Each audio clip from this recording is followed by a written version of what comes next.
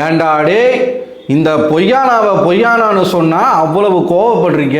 அவ எங்கடா பொய் சொன்னா, அவ என்னடா பண்ணா, இவன் என்னடா பண்ணா, அப்படி இப்படின்னு நேம் கார்டு ப்ளே பண்ணாதீங்க. நேம் வச்சு பேசாத, ஒரு நேமை வைக்காத, அப்படி இப்படின்னு கொதிக்கிறானுங்க ட்விட்டரில். இந்த அம்மாவை நாங்கள் பொய்யானான்னு சொல்லிட்டோமா. இப்போ என்ன பண்ணிக்கிட்டு இருக்காங்க அந்த வீட்டுக்குள்ளாக? பிக் பாஸ் சொன்னாராம்மா உங்ககிட்ட, நீ வீட்டை விட்டு வெளியில் வரும்போது 2 பேரை உங்க கூட கூட்டிகிட்டு வரணும், அங்கே போயிட்டு வந்து உனக்கு ஒரு டாஸ்க் கொடுத்தாரு, இதை நாங்கள் நம்பணும். போயிட்டு மேடம் அழகாக போய் 2 பேரை சூஸ் பண்ணுங்க, நான் எதுக்கு வந்து ஃபினாலேக்கு தகுதியானவன், இவங்க மிச்சர் சாப்பிட்டுட்டு இத்தனை நாள் வந்துட்டாங்க அப்படின்னு 2 பேரை சூஸ் பண்ணணும். இவர்கிட்ட சொல்லி அமிச்சாங்களாமா, இவங்க ஒரு நாள் தான் இருப்பாங்களாம். போகிறப்ப அவங்க 2 பேரை சூஸ் பண்ணுவான். இப்போ இந்த கண்டஸ்டன்ஸ் வந்து 2 பேரை சூஸ் பண்ணணுமா, இந்த 2 பேர் வந்து வியானா கூட வெளில போகணும்னு சொல்லி அதுக்கு சரியான காரணத்தை சொல்லணுமா. அந்த காரணம் கன்வின்சிங்காக இல்லைன்னா இவங்க 2 பேரை சூஸ் பண்ணி நைட்டு தூங்கும் போது வெளில கூப்பிட்டு போயிடுவாங்களாமா. நீ செய்கிற அதை நாங்கள் பார்க்கணும். பிக் பாஸ் சொன்னாருன்னு வாய் கூசாமல் பேசுது. இதை பொய்யானான்னு சொல்லாமல் என்னான்னு சொல்ல முடியும்? என்னான்னு சொல்ல முடியும்? ஆனால் ஒன்று, விக்கல்ஸ் இவ்வளோவெல்லாம் நடிக்கக்கூடாது. விக்கல்ஸ் நீ சாண்ட்ராவே மிஞ்சிருவ போல இருக்கு. அந்த அளவுக்கு நடிப்பு அரக்கன்னு ஒன்று சும்மாவா சொன்னாங்க. ஆனால் வியானா பேசுறதுல சில விஷயம் நான் வந்து ஏற்றுக்கிறேன். இந்த விக்ரம் அப்படிங்கிறது கரெக்டான ஒரு பேர் தான். முதலை கண்ணீர் அப்படிங்கிறது அவர் வந்து பண்ணுவது இப்போ கூட அழுதுகிட்டு இருக்காப்புல. இப்போ என்ன ஆயிடுச்சுன்னு பார்த்தீங்கன்னா, வியானா வீட்டுக்குள்ளே வந்துட்டாங்க. இந்த first second promo and third ப்ரோமோவில் நடந்த விஷயங்கள் வந்து நடக்குது.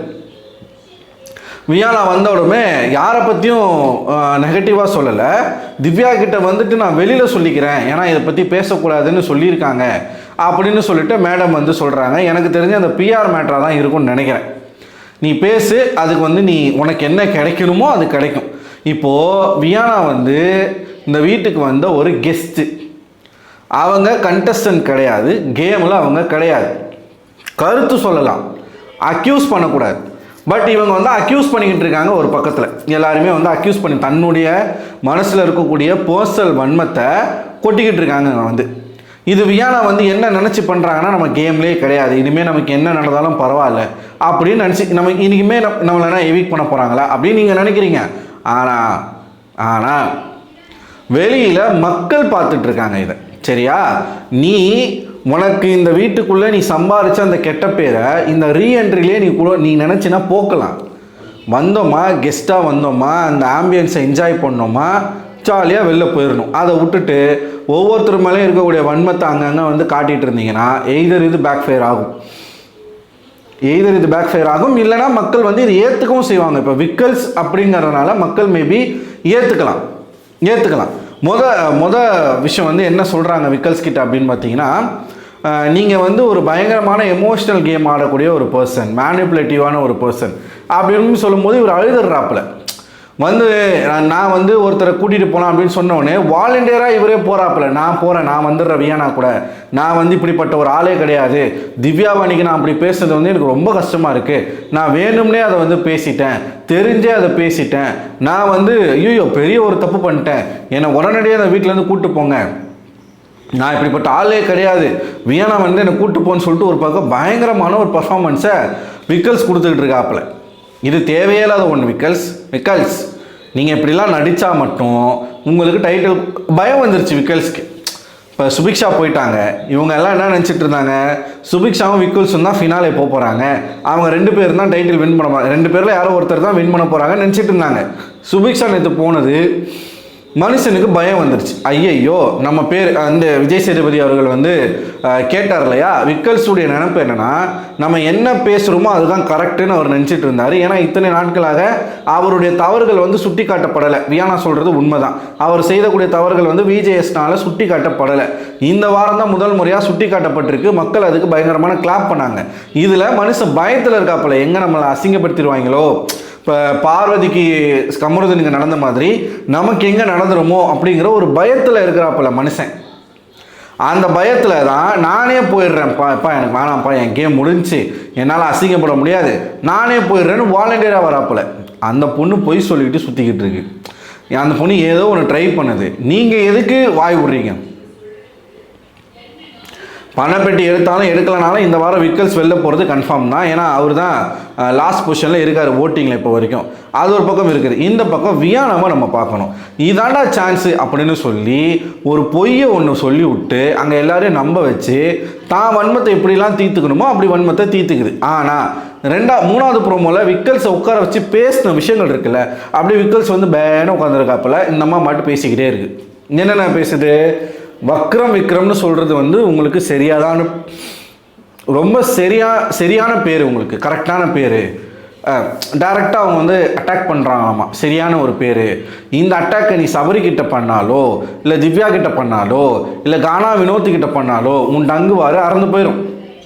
ஏன்னா அவங்களோட ஃபேன்ஸ் கொதிப்பில் இருப்பாங்கன்னு உனக்கு நல்லாவே தெரியும். எப்படிப்பட்ட ஆதரவு வந்து அவங்களுக்கு சோஷியல் மீடியாவில் இருக்குது. அரோராவை கை வச்சா கூட உனக்கு அடி கன்ஃபார்ம். நீ அதனால தான் சேஃபர் சைடா விக்கல்ஸ் கிட்ட நீ பர்ஃபார்ம் பண்ண அப்படிங்கிறதுனால விக்கல்ஸ் கிட்ட போயிட்டு. ஆனால் விக்கல்ஸை பேசுவதை நான் ஆதரிக்கிறேன். விக்ரம் அப்படிங்கிறது கரெக்டு, முதலை கண்ணீர் அப்படிங்கிறது கரெக்டு. இவர் தப்பு பண்ணுவாராமா, சாரி கேட்பாராமா, மறுபடியும் புதுசாக ஒரு தப்பு பண்ணுவாராமா, சாரி கேட்பாராமா. தெரிஞ்சே தான் நான் அவங்கள ஹர்ட் பண்ணேன் அப்படின்னு ஒருத்தன் பேசிட்டு தன்னை காமெடியன், நான் ஒரு காமெடியன், நான் அப்படி தான் மற்றவங்க பேசும்போது நான் சிரிப்பேன், ஆனால் மற்றவங்க அதை பண்ணக்கூடாது, எனக்கு அது பிடிக்காது, தனக்குன்னா ஒன்று மற்றவங்களுக்குன்னா ஒன்று அப்படின்னு பேசக்கூடிய இது போன்ற நபர்கள் இந்த ஷோவில் வந்து அடையாளம் காட்டப்படணும். அதை வந்து வியானா வந்து பண்ணுறது வந்து நல்லா தான் இருக்குது. பட் ஓவராக போகிற மாதிரி இருக்குது. சாண்ட்ராவோட நடிப்பு எந்த அளவுக்கு ஓவராக போச்சோ அந்த மாதிரி கொஞ்சம் ஓவராக திமிருத்தனவட்ட வந்து ஜாஸ்தியான மாதிரி இருக்குது. உக்காந்துக்கிட்டு விக்ரம்னால நிறைய கோத்ரூ பண்ணியிருக்கேன்னு வியானா சொல்கிறாங்க. விக்ரமால் நிறைய இந்த வீட்டுக்குள்ளே கோத்ரூ பண்ண வேண்டியது சாண்ட்ரா, திவ்யா போன்ற ஆட்கள். இவங்களுக்கு ஒன்றுமே பண்ணலையே. பெருசாக வந்து சாண்ட்ராவுக்கு எந்த விதமான பாதிப்பும் இல்லையே. பட் எதுக்காக அவங்க அப்படி சொல்கிறாங்கன்னு நமக்கு தெரியலை.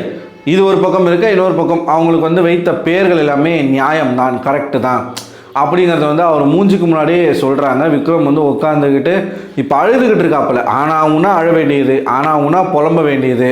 இப்போ நான் வெளியில் போகிறேன், என்னை அமுச்சிருங்க, பயம் வந்துருச்சு. விக்கல்ஸ் சேனலுக்கு எதனா பிரச்சனை வந்துட போகுது, நம்மளால் வந்து வீட்டில் இருக்கிறவங்களுக்கு எதனா வந்து ஒரு பிரச்சனை வந்துட போகுது. அவரோட கேமே போயிடுச்சு. நம்ம வந்து இத்தனை நாள் இவர் நினச்சிட்டு இருந்தது நம்ம செய்கிறது தான் சரி, மக்களுக்கு வந்து ரசிப்பாங்க அப்படின்னு நினச்சாரு. அது ரசிக்கும்படியாக இல்லை, மக்கள் ரசிக்கலை, ஹோஸ்ட் ரசிக்கலை, சேனல் ரசிக்கலை. ஸோ அதனால் அவங்களாம் அனுப்புறதுக்கு முன்னாடி நம்மளாம் போயிடலாம், நான் வாலண்டியர் பண்ணுறேன். அவளே புருடா விட்டுக்கிட்டு சுற்றிக்கிட்டு இருக்கா, பொய்யா பேசிக்கிட்டு இருக்கா. உண்மையாக இருந்தால் நம்ம பார்த்துப்போம். இது உண்மையாக இருக்க வாய்ப்பு இல்லைன்னு நான் நினைக்கிறேன். ஏன்னா 2 பேர் எப்படிங்க கூட்டு போக சொல்லுவார்? ஒருத்தர்னு சொன்னால் கூட ஓகே, நம்ம நம்பலாம். 2 பேர் எப்படி கூட்டு போக சொல்லுவார்? அதுலேயே தெரியுது நீ உருட்டுறேன்னு சொல்லிட்டு. உன்னை பொய்யானான்னு சொன்னதுக்கு உன்னுடைய ரசிக குஞ்சுகள் வந்து கோவப்படுறாங்க. வேறு பொய்யானா தான். இப்பயும் நான் அப்படி தான் சொல்லுவேன், பொய்யானா பொய்யா பேசிக்கிட்டு இருக்க பொய்யானா. வெளியில் அவ்வளோ பேச்சு பேசிச்சு, வீட்டுக்குள்ளே வந்து அந்த பேச்சை காணோம். பார்த்தீங்களா? அவங்க வந்து அப்படி பண்ணுறாங்க, இப்படி பண்ணுறாங்க, இவங்க வந்து இவங்க முன்னாடியே தட்டி கேட்டிருந்தா இந்த மாதிரி பிரச்சனை நடந்திருக்குமா, அப்படி இப்படின்னு பேசுனீங்கல்ல, இப்போ பேசுங்களேன். ஸோ இது வந்து நடந்துக்கிட்டு இருக்கு. அடுத்து தான் பணப்பெட்டி வரப்போகுது. பணப்பெட்டி பற்றின அப்டேட்டும் நமக்கு கிடைச்சிருக்கு. ஸோ அதை பற்றி நம்ம நெக்ஸ்ட் வீடியோவில் பார்க்கலாம். நீங்கள் என்ன நினைக்கிறீங்க? அந்த வியானா வந்து இந்த வீட்டுக்குள்ளே பண்ணக்கூடிய செயல்களும் விக்ரமினுடைய நடிப்பும் பார்க்குறதுக்கு உங்களுக்கு எப்படி இருக்குது? எனக்கு ரெண்டுமே கேவலமாக இருக்குது. பிக் பாஸ் வந்து சொல்ல மாட்டார். ஆக்சுவலாக கெஸ்ட்டாக வந்து உங்களுக்கு இருக்கக்கூடிய கண்டஸ்டண்ட்டை வந்து மாக் பண்ணுறதுக்கோ ட்ரிகர் பண்ணுறதுக்கோ இல்லை அவர்களுடைய தவறுகளை சுட்டி காட்டுறதுக்கோ தேவையில்லை. ஏன்னா அவங்க கேம்லேயே கிடையாது. அவங்க அதெல்லாம் பேசவே கூடாது. வந்து ஜாலியாக கெஸ்ட்டாக அந்த வீட்டுக்குள்ளே என்ஜாய் மட்டும்தான் பண்ணணும். ஒன்று.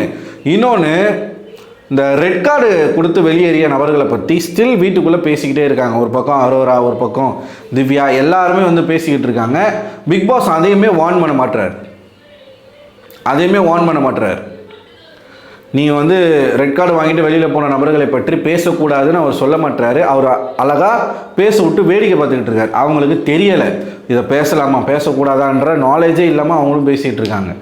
ஸோ பயங்கரமான ஒரு பிளான் வந்து விஜய் டிவினால் பண்ணப்பட்டுக்கிட்டு இருக்குன்றதை பார்க்க முடியுது. நீங்கள் என்ன நினைக்கிறீங்க? உங்களோட கருத்துக்களை மறக்காமல் கமெண்ட் பாக்ஸில் கமெண்ட் பண்ணுங்கள். அடுத்த ஒரு வீடியோ உங்களை சந்திக்கிறேன். அதுவரை உங்களிடம் விடைபெறுவது நான் அரவிந்தன்.